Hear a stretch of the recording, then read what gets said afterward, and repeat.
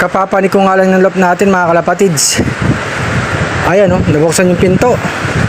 Yung mga ibon natin mga kalapatids oh. Mukhang mga nabasa na. Kailangan takpan natin. Ang lakas ng ulan, ang lakas ng hangin mga kalapatids. Magpapakain pa lang tayo. Ang oras nga ay 5:30 ng hapon mga kalapatids. Patuka pa lang tayo. May bagyo, sinando. Kailangan natin pakainin sila mga kalapatids. Wala tayong ilaw dito.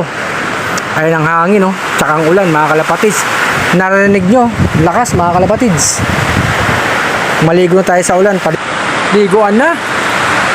Naglagay tayo ng pagkain sa kanila mga kalapatids. Malakas ang ulan. Ito, basang-basa tayo mga kalapatids. Ito nga yung mga ibon natin mga kalapatids. Nakakain na yan oh. Tubig na lang ang kulang mga kalapatids. May kumakain pa. Baka nga dito sa loob natin mga kalapatids. 5:35 PM na ng hapon. Ay mga flyers natin.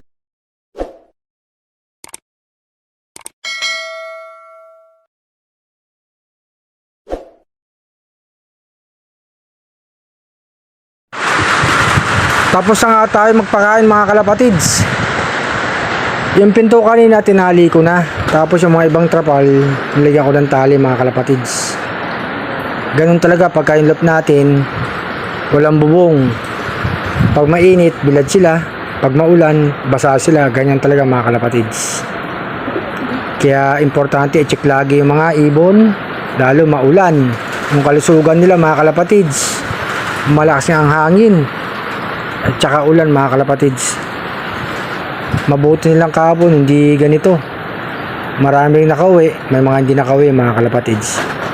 Siguro kung ganito ang panahon kahapon, mas maraming hindi nakakauwi. Swerte pa rin mga kalapatids.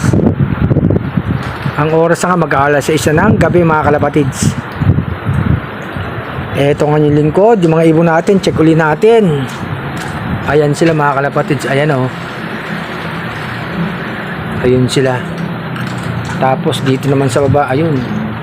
Medyo nababasa sila ng konti eh. Ayan. Tanggalin ko yung pagkain dito. Tayo dito mga kalapatids. Ito yung mga halaman oh. Binaba para hindi matumba. Dito galing sa taas. Ayan yung paligid mga kalapatids oh. Ng lugar natin oh. Maulan nga oh. Ingat sa lahat mga kalapatids. Magandang gabi. Bigyan na natin ng pangalan to.